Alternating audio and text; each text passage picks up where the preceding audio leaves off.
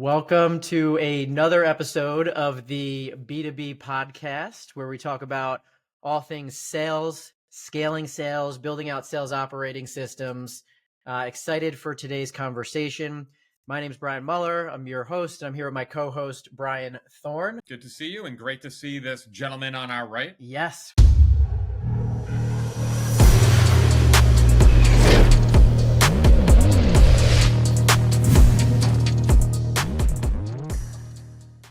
We have a fantastic topic about structuring sales teams, and we have an expert on the call today with Sean Dazet. Sean is B2B sales leader, tons of experience in the space. Welcome to the show. Thanks, guys. Also, I just put together B2B. I just got it. I love it. Yep, took me a second. Sean is a great sales leader, just not the quickest on the... I'm not great with puzzles sometimes. So. Sean, welcome. Awesome to see you. Thank you. Great to how's be everything going? Things are fantastic, man. Lots of consulting, lots of new clients and things like that happening actually right now. So life is awesome, good. Man. Fantastic to hear. Why don't you kick it off by telling everyone a little bit about your background in sales and kind of walk us through your career arc?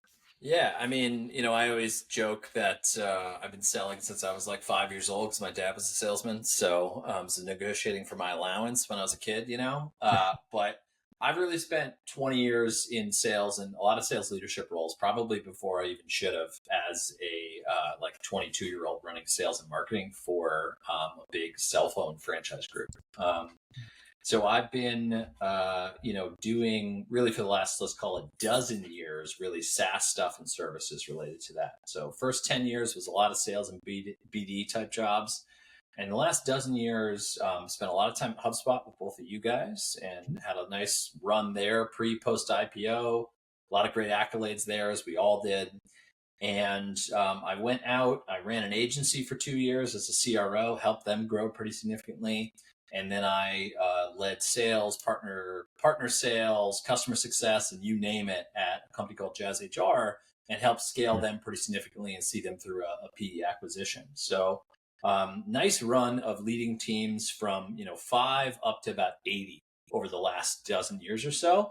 And last year I've been consulting, working with you guys a little bit and working with a whole bunch of different businesses to help them structure their sales and think about how to really have sustainable growth through what's proven to be, I think, a really interesting kind of challenging period over the last couple of years for everybody. Yeah, I think things have shifted significantly from like a grow at all costs to like, how do we actually structure this efficiently and sustainably? And I think we'll get into that a little bit as we go through today. But I guess kick us off, when you think of like the key components of just structuring a sales org, right? Like what are the things that like leaders should be thinking about? I would even say, if you talk to this too, Sean, it's like that go-to-market strategy, right? I think that's what we see a lot. They've got 6 or 7 reps and it's just a free-for-all. Where, as Brian mentioned, it's not very strategic on how they set up the team for success. I'd love to hear, what you're seeing and how you're helping companies solve that.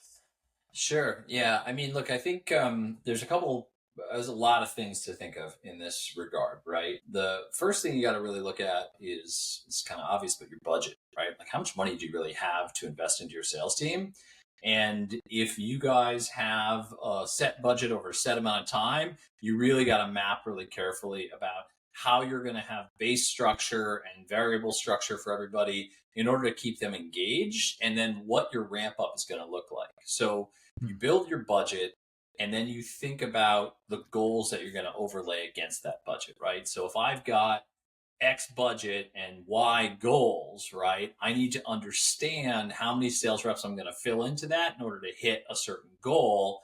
And I want to think about all my different conversion rates throughout that funnel. So I really want to map like a high metrics type of exercise in advance to really model a bunch of different scenarios based on, if I have 5 reps and I've got a appointment rate of X and a show rate of Y and a qualified rate of Z and then a close rate of A or whatever it is, how does that all interplay against my financial goals that I have? So you really need to build this out very carefully. There's models online. There's people like us who can do this type of stuff. But that's where I always start, is a budget and paper exercise to really look at how big I need to grow this team.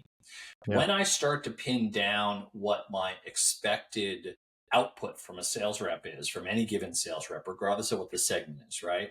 I Sean, then want to output meaning we talk a lot about like productivity per rep. Are you talking about the sure. same thing for output and productivity? So when I think about output at the end of the day, I'm thinking a little bit more about, so yes, you could think about all the different outputs, but what I mean specifically here is revenue. So Revenue. if I have a goal of 30 grand of new monthly recurring revenue a month as an example, right, and I have my quotas set at 6K, right, then I'm going to need to have 5 reps. But the reality is I'm going to want 7 reps because there's going to be people who miss their goals. I'm also going to have people who are going to trip out of that group. So it's a modeling exercise first and foremost. And the proper way to model this is to understand how much I have to spend on sales, what my goals are, what my expected revenue per rep is, and what my hiring velocity and timeline is going to be, as well as how I can build a buffer into that. I've seen a lot of organizations fail because they think I want to hit 30K.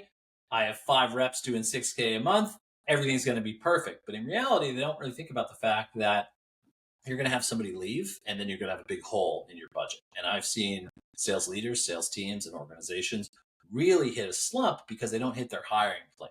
So that's like the first big picture thing. I do want to think about what my lead gen strategy is. I want to zoom out to how I'm going to generate that. Do I have a marketing team doing a bunch of lead generation, or am I actually going to be doing a bunch of outbound sales motions? What's your mix of like, can I feed the team with these inbound leads that are coming in, which is higher quality leads, probably faster sales cycle than going outbound and building out an entire motion cold? I mean, usually, right?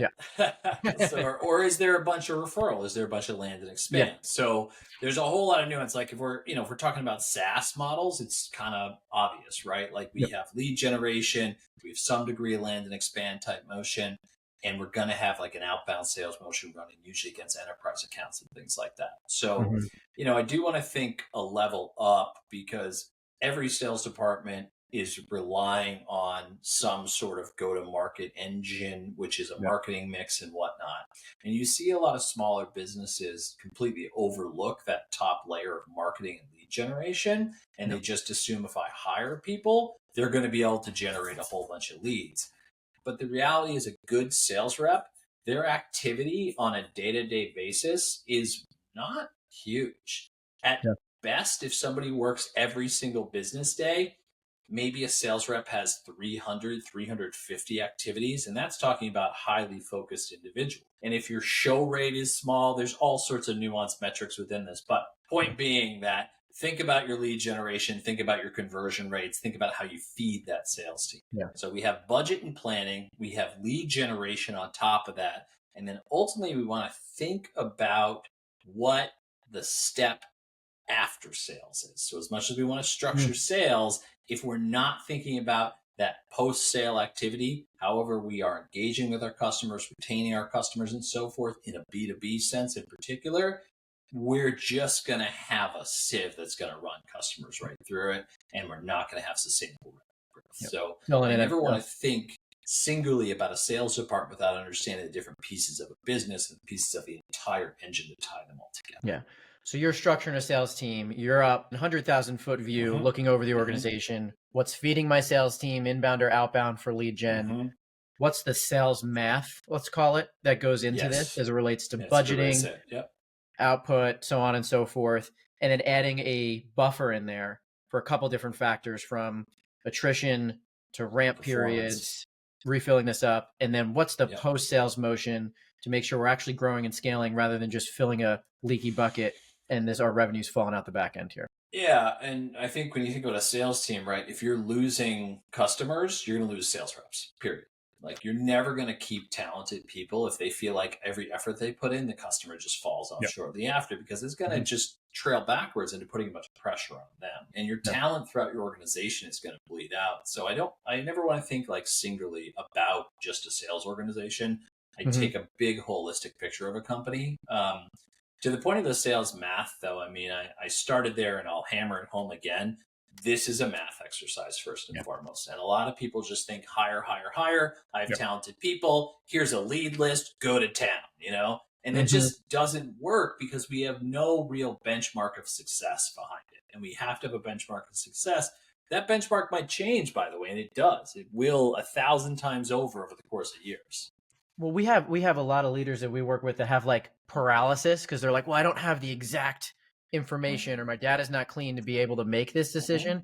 I think the first job is just make a decision, right? Start the process, use your best guess, make some assumptions and continue to iterate. I feel like people never hit start because they feel like they don't have the materials to do it. So I think that's one, to zoom in on your point, it is just start somewhere, do some sort of, calculations and math around what this needs to be. Because Brad, we use some examples where we have teams that are looking for growth. They're at a revenue plateau, but their sales team hasn't changed structurally, size in the matter of 10, 15 years. Well, you can't just expect the same 5 sales reps that you've had for 10 years and all of a sudden say sell more. It just doesn't work that way. So I think to your point, Sean, it is looking at the math and saying, all right, how can we scale using data versus go sell more? Increase your productivity. Go ahead. Yes to all of that. I mean, I'll add what's your sales process, right? How many clients have you guys worked with that they really don't have a sales process? They have an idea of one. They have Sharon over there has been here for 2 years. And what Sharon does works really well, right? Go listen to her. And go see what she does, right? But really Sharon's good at it because Sharon knows her market and she's got connections and she might have been first in the door. So she's got some of those early accounts that she works with, right? So I think adjacent to everything we've said, mapping process, giving people a guidebook is really important. And that can vary based on, going back to the budget point. Are you in a place where you're spending $140K base to hire very experienced people? Or are you looking at a 60 to 70K base where you're hiring good people, but you're not necessarily hiring folks who are 15-year veterans in their profession as a salesperson, right? Who can come in and map their own process. So you do have to think about your level of sophistication in your hiring. It's like you have to get your sales process and your numbers tuned in a little bit. You should have sales process. You should understand how much can one of my reps produce? And if I bring someone in, do I have an easy way for them to replicate or execute that? So first, get productivity per rep to its top, right? Then start ramping and scaling the sales team or the sales org. Most of the organizations that we work with, it is a hybrid model, meaning net new acquisition, and then they manage those clients post-acquisition, right? So then they're managing a book of business. And what is that? And we all dealt with this at HubSpot in the partner program. What is the capacity of the book of business? And rather than spreading their focus from net new to farming, when do you think about starting to specialize from breaking out a hybrid rep into here's our net new acquisition team and here's our farming team who's going to work with our current clients and our current base? So, and is there a clean answer to that? I mean, I have a notebook here, Sean. I'm waiting for the answer. I'm sorry, guys. The signal's breaking up.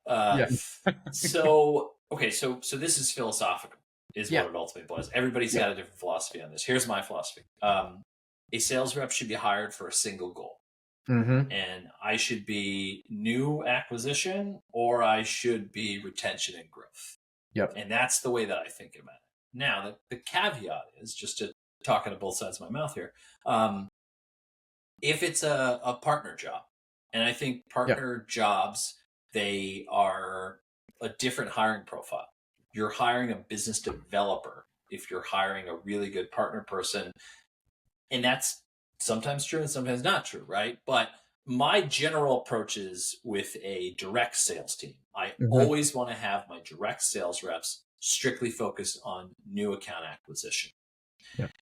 There are a lot of products out there that have expansion windows, some sort of HR, HCM type products and things like that, that are module based. And quite often they will be sold and that sales rep will only account with the interest of expanding it. And this happens a lot at the enterprise level because there's so many different divisions of larger corporations and stuff like that.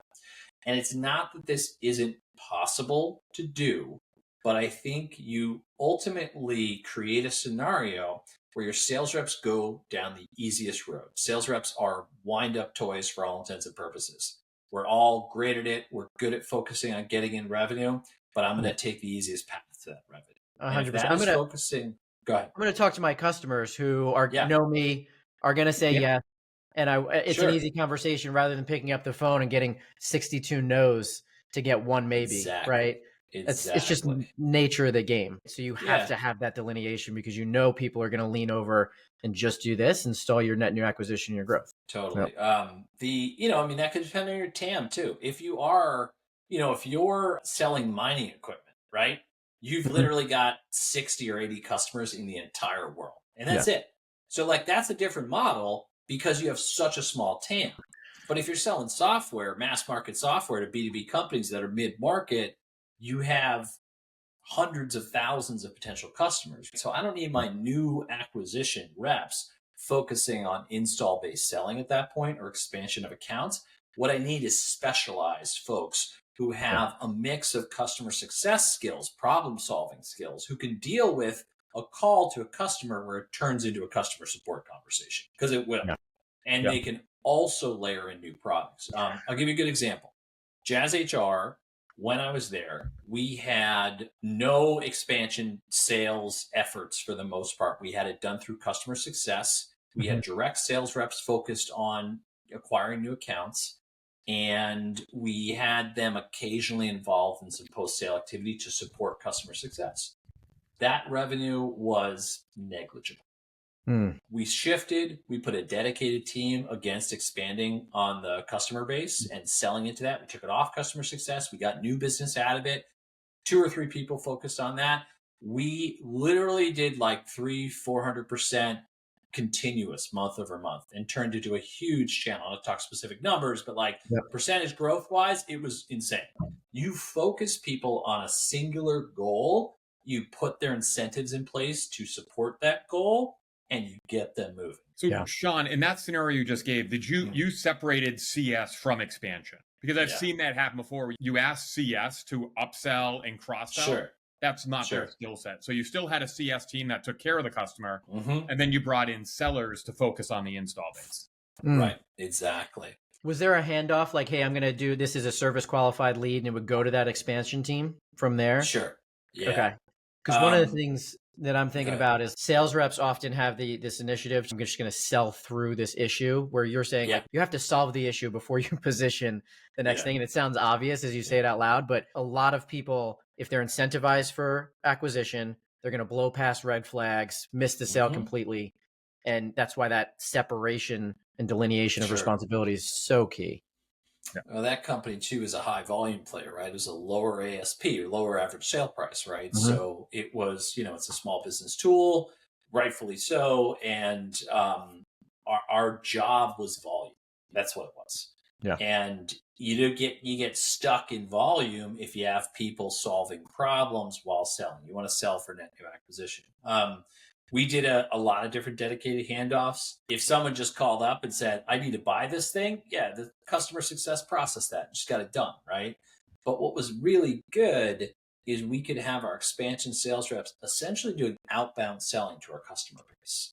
And you can turn that outbound motion into something that adds to customer satisfaction, because I am reaching out from X company to see how things are going with the product, anything we've talked about, tell me about how you're using it. Oh, have you heard of this module? Let me tell you about this. Let me put it on your account for 2 weeks for free, that type of thing. So there's a really nice retention satisfaction motion that comes out of separating these functions. You're just not going to get it if you have salespeople who are hyper-focused on a higher quota and they're doing new business plus account growth. And again, that's not universally true. I hate to say it, right? There's enterprise accounts where it makes sense. There's partner motions where it does make sense, but I would really try to focus on a singular goal for every single person in my organization. Yeah. And that goal might have sub goals and all that type of stuff, but one top level type of thing. Yeah, 100%. Your net new acquisition, you're handling our current clients' expansion on sales and managing their accounts, your success for these individuals. If you find an opportunity for expansion, you throw it back to the person responsible for expansion and success. And those net new sellers, they don't hold that long-term relationship, and they kind of throw it over the fence to the farming team post-acquisition so they can gear their focus back to, now, how do I keep my activity high, my deal creation high to get the right fit clients through here? Yep, that's exactly right. And, again, there's nuance. There's per seat models where it gets trickier, right? All Yep. that type of stuff. So there is some big caveats to everything we say because nothing is universally true in these spaces, except salespeople will take the path of least resistance to revenue. 100%. If we were speaking in universal truths, it would be fantastic. We'd all be doing great. We wouldn't be needed. Yeah, Sean, I had a quick question. You touched on it earlier. Quota carrying reps and BDRs, right? And I think you said like a really good sales rep is not going to have a lot of activity. They're spending their time managing their deals. Sure. Just what's your take on sales reps being responsible for their own outbound? Everybody should be responsible for some degree of outbound selling or some degree of deal and opportunity creation, I should say. And that is lead prospecting. I'm not saying I want to just say, here's your territory, go to town. And in fact, totally different topic. I'm not a big believer in geographic territories, period. But that aside, I don't necessarily want to say, go cold into a market and figure out. I want to be feeding leads to them. They should be prospecting it. That said, BDR teams are, I think, essential. They make a ton of sense. They're a feeding ground for your sales reps. We did this really well at HubSpot. We brought in really smart BDRs. They basically learned how to be sales reps and then were successful reps when they came on. I can think of literally dozens of people who are exceptional reps these days or leaders who started as BDRs. There's a bunch of VPs right now who are BDRs when we were at HubSpot. Totally. Yeah. A lot of the brain trust there is former BDRs. And in every leadership role I've had, I've used BDRs and they have fed my sales team. So I 100% believe in function. They're high volume, they're appointment setters. I just want to find a way to enroll them into it. But I need my sales reps to generate opportunity too. And I don't mind if it's 20% of their appointments are from it. I don't mind if it's a small amount, but I do not want someone to sit back and not do that motion. There's something about that to me that is you're missing doing a part of the job. I think your skills soften up a little bit if you're not forced into that very uncomfortable situation of, cold calling, of prospecting, of figuring out how to talk someone into talking to you further, right? That's the challenge of it. Just to get your point, it's not dead. Picking up the phone's not dead. No, not at all. Phones are back, by the way. Phones are back in style. They're back in style now. Phones are back. It's not dead at all. Well, and I think if anything, I was going to say, I think cold emailing is kind of dead these days. Yeah. Well, it almost is like what happened to direct mail. Everyone was flooding your mailbox. Then it turned into email. Now direct mail's back because you never get mail from anyone anymore. Back in style. Just catalogs, baby. A story. Brian and I were doing some cold outreach. Oh, it was awesome. And we decided, hey, let's pick up the phone, right, and see what happens. Yeah. People picked up. The first 4 out of 5 people picked up the phone and were like, what's going on? Yeah, what happened? But I think you're right. Email got so saturated, thousands of sales reps emailing everybody, typically with the same crappy messaging. It's just a bunch of noise. Now, if my phone rings, I'm like, well, it's not a salesperson. No one calls anymore. I'll pick up. Here's what I think happened is everyone started doing the motion, but they did it really shitty. They did a terrible job and they just spammed everyone. Yeah. So it gave a bad name to the individuals who are doing the good outreach, the contextual stuff, the connect calls consistently with discipline to get the pipeline filled. And everyone's like, oh, this doesn't work. Goes back to the path of least resistance of, well, everyone's saying it doesn't work. So now I don't have to do the calls anymore because it's not cool. No, you have to do the work. But Sean, before I want to touch back on something you said. One, completely agree. As a rep, you're in control of your pipeline. You need to fill it there. And anything that a BDR brings is gravy. But let's bring that to structure. Think of like a BDR to AE ratio. How many reps should a BDR be assisting in meeting booking? It's not a 1-to-1 ratio in my head. I'm curious what you guys think. Again, budget, economics. A BDR should pay for themselves plus, right? A BDR, if you cost me $100,000 as a BDR, I should be making some multiplier off of that salary based on the activity and the leads you're generating, the appointments you're generating. Again, philosophically, I believe that part of the obligation of sales leaders is to provide an equitable chance of success to every single sales rep. This is something a lot of businesses don't do well. They have unbalanced lead rotation. They have BDRs who only work with certain reps and things like that. I am fundamentally against that. Every org I've led, I go back into it and I structure because My job as your boss is to make sure you and you and you and you have equal opportunity to be successful. So however I structure my BDRs, the ratio is going to be even. In a perfect world, I would have a 1 BDR to 3 reps type of thing, but that could be really expensive, frankly, depending on the size if the economics of your business work out to allow that, which also, speaking of, you mentioned earlier, incentivizing, right? I think for reps, it's different than BDRs. I've seen a lot of incentive programs where a BDR is comped both off of like quality meetings booked as well as revenue attainment that those deals close. Is that what you both have seen as well? BDR should get comped on appointment set, a small portion of their comp, but BDRs can work that system pretty quickly. And they know, hey, as long as I book a meeting, I'm getting a number on the board and I'm going to get paid. You need to teach them it's about the quality of appointment that's going to actually convert. So I think the comp should be much bigger on the closed one side than just the meeting. BDRs will start, man. They'll pick it up real quick. Path of least resistance, right? Oh, look, I booked 100 appointments today, boss. Like, you're going to talk to my first cousin, my third cousin, my brother. And that's right. I got all these meetings on there. I agree wholeheartedly with everything you just said, Brian. Yes, there should be comp for your appointments because that's your goal, right? That is your purpose. Your purpose is appointment setting. But how do I know their quality unless they're turning into actual deals down the road that are actually driving revenue and whatnot? I don't want to overcomplicate it, though, because that can be really demoralizing because then, hey, look, I have a bad rep. I booked all these appointments and they suck at selling, right? So there's that piece of it as well that you want to be, I think, kind of careful. Yeah, and I think part of the thing that we talk about a lot on here is the simplicity aspect of it is actually the hard part to get to, right? It's easy to go and overcomplicate it and have all these weird things going. I remember at HubSpot, pretty easy to figure out what my comp was. You know, I saw this, it was a multiplier on that, and that's a hard equation to get to back on the operations side to have that translate into, you know exactly what you want us to do as a sales rep. We're comped appropriately for it. You want me to tack on our new product and you're going to give me a multiplier for that? I'm going to work that into my motion and figure it out. And the comp plan matched the motion that they were trying to get me to do. You mean like a CRM product, for instance, that gets bolted onto a MarTech? One of the things that is worth considering here, right, is it depends on the stage you're at too. So two different sort of examples very quickly. Working with a company that's launching in a new market. So their job is brand exposure and market penetration.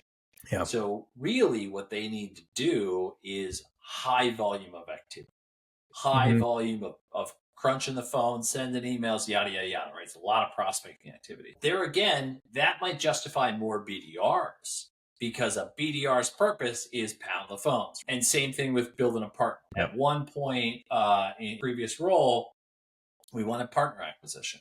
So we had people incentivized on partner acquisition and their job is really high volume partner acquisition. So, it can depend. Again, your TAM and like your goals and the stage you're at can dictate how you want to structure that and how much pressure you want to put against raw prospecting activity versus high quality selling and all that type of stuff. Yeah. And TAM, just for everyone, total addressable market. Thank you. Yes. You mentioned that earlier, but I think how many customers are out there for you, basically. Yeah, exactly. Perfect. This has been super insightful because we've touched on different things of feeding it with the marketing and the lead generation, matching that with an outbound, being able to do some math within the sales org based off budgeting, some different metrics of like activity to appointments booked to show rate, average sales price, to really figuring out how many reps you need, specializing in a sales team as it relates to like hunters, farmers, CS expansion, that handoff, make sure you don't have a sift on the back end where you just have to fill the bucket every single time. Retention is key, baby. Retention is the name of the game right now, especially in the macro climate that we're at. I think it's the old 80-20 rule. 80% of your revenue comes from the top 20% of your customers. And then how do you hold on to those 20% revenue and grow and expand with that bunch there? We have a couple clients, and a lot of the clients that we work on are in more mature markets, been around for years, right? Decades. 100 years, Let's say we have, hypothetically speaking, an organization that is in a mature, declining market.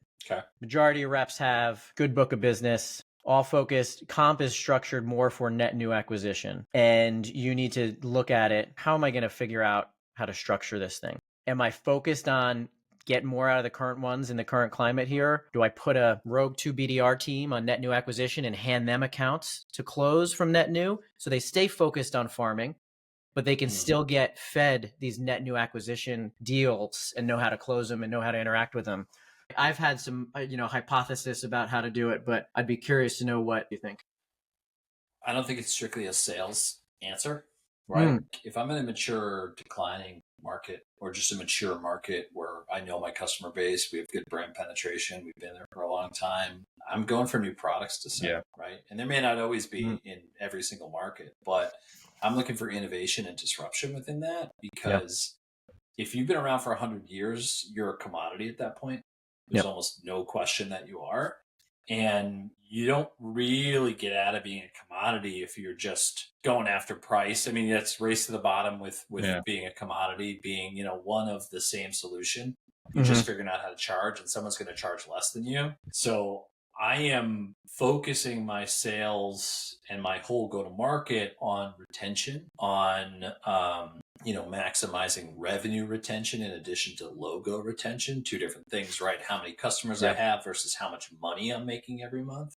But I'm really challenging my organization to innovate product-wise and figure out how to expand. And sometimes innovation is acquisition, is mergers, is M&A type activity too, right? You see that, I think, marketing agencies, frankly. There is a stage, marketing agencies just became a commodity service, and that resulted in a ton of different acquisitions, but it also resulted in innovation in the space. So that's a good service example, and you see it in countless products out there right now, printers, whatever the case might be, right? Like all those things, Xerox and HP and all those guys, they're innovating right now. HP is moving away from buying a printer, you're subscribing to a printer, so there's a lot of market innovation happening right now because everybody recognizes how commoditized the space is. To the point of, joking earlier, right? Like it's really easy to get stuff now too. We can get any product we want. So that is a piece of it. But I'm targeting my competitors too. I'm going to go cutthroat as hell if I'm in a market like that. I'm going to figure out who my weakest competitor is, and I'm going to put my team against their customer base, period. 100%. Like, there's definitely going to be efforts there, and we're going to find a way to, and that might be a specific undercut of you're using X. I know they charge this. We're going to charge you less, and this is why we're better. Whatever the case might be. I'm also finding tactics like that because, again, total addressable market is predetermined at that point sometimes. Yeah. Well, I love how you take like a sales structured org and say, wait a minute, let's actually think about this differently. This is an innovation in the organization rather than the sales structure, to think about it a little bit differently than, how some might in order to get growth. I mean, there's a lot of different brainstorming things. There's also distributors. There's, you know what I mean? Is there a way to find, can I get one relationship with a CDW that's going to give me access to a new customer base and whatnot? Can I find a new market that I'm not in right now? That's what partnerships are for, right? Is access to a new customer base. So, you got to think, I think, really holistically. It's not just about saying, hey, sales work harder. Like, it just doesn't work that way. Like it did 50 years ago. It doesn't work that way these days because information is too accessible. There's too many competitors out there. We're competing with global markets now, at the snap of a finger. So you really have to think a lot broader about your business than just like my VP of sales is going to solve this issue. And there's no question about it. It just doesn't work anymore. 100%. Especially over the last 5 years, Sean, I have seen that a lot more. I think back in the early days at HubSpot, you could look at sales team that was behind and put it on the sales team.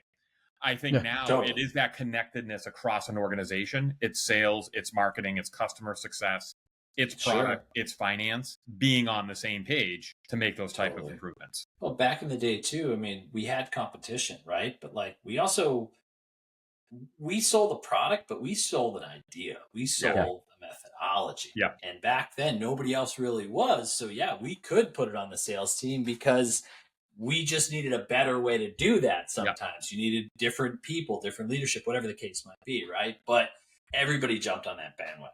So, there aren't as many, I think, unique ideas. There's still a bunch of them out there right now, but really what it is about is like high quality selling, consistent innovation, and very, very good customer service, customer success motions right now. That's what it's about. It's way too easy to switch tools these days. Yeah. Yeah, one thing that I'm worried about is we have a lot of organizations with the advent of AI, and how do I get my BDR team or my sales team to be more efficient? They're just going to take the mediocre sales process and messaging that they have and amplify it to the world, rather than actually just getting back to basics, focusing on it, and doing good, healthy selling before adding in some sort of AI type tool to be able to execute and amplify a better message rather than, Well, it's funny you mentioned that. Last night I was watching the basketball game and there was a commercial about AI, and I forget the company, but I like jumped online and was like, oh, what is, I think ServiceNow maybe. Nothing. Like, there's no real AI behind that based on what I saw, but it's such a buzzword. You can spend millions of dollars on ads and commercials and expect people to say, oh, wow, I'm going to leverage AI. At the end of the day, you still got to execute a sales process. And I don't think AI helps with that. It can help with some of the menial things, writing an email, et cetera, et cetera. But running a tight sales process, that's a human. Yeah. I mean, you guys both know I'm a big fan of zigging when everyone's zagging. Like, if everyone's going to AI, do the opposite, right? Do the thing that's going to stand out. Pick up the phone and have a human to human conversation. And even now there's human to AI conversations. I've seen these like new products where it's like an AI has a connect call. And I love the idea of AI and what you're going to be able to do with it and so on and so forth. But I think organizations need to make sure that they have the basics down so well and fundamentally before they start tacking on scalability with AI and going to market that way. Yeah. If you don't have a clearly defined sales process that everyone is following, don't think about AI quite yet. Right? Yeah. Blocking and tackling first.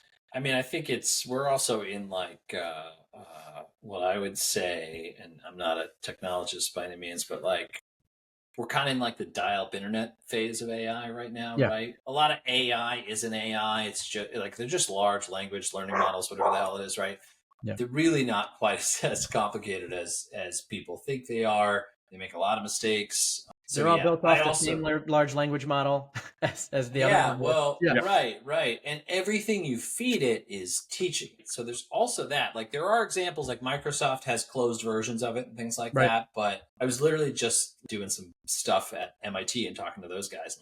They're like, we're not allowed to use it except in certain cases in a very closed environment because we don't want to feed it basically MIT's entire brain trust into, something like OpenAI or whatnot. I've watched a couple pitches, exact same pitch 2 years ago, and the pitch is the same today, but they just add the word AI into it. Yeah. And then you go look at their product. No change. Serve it to, like what you're saying. And then VCs give them all the money and then it's all great.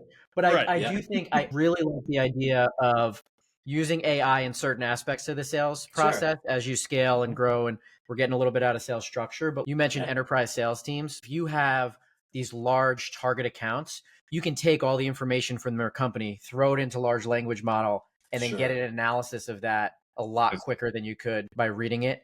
Let me know what the decision-making team is. Let me know what this is, and then use that as a starting point. I think gone are the days where we start from a blank piece of paper, right? I use AI like, give me something to work off of that I can make my own internally and so on and so forth. Yeah, it's a great starting point. Yeah. I've done that a couple times, right? Exactly. Yep.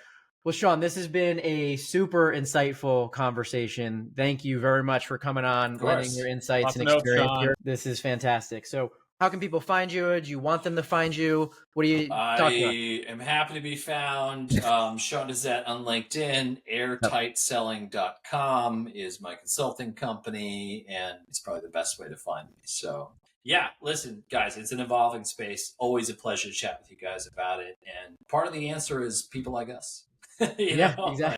Yeah, there's complicated questions. This is why you talk to people like us who've been doing this for a long time and who have a deep amount of perspective on this stuff, because it's not easy. It's very easy to make mistakes. It's hard to do it right, and it's hard to do it right from the beginning in particular. You have a couple wrong equations in a spreadsheet and all of a sudden your math is off and you're like, oh shoot. Exactly. Instead of a percentage, it's a point something, and then everything's wrong. 5 reps, not 50. Yes. Listen, I've seen it happen way too late in annual planning cycle, and someone goes, ooh, that equation was wrong. There's nothing worse when you find out the following April and have to let off 25%.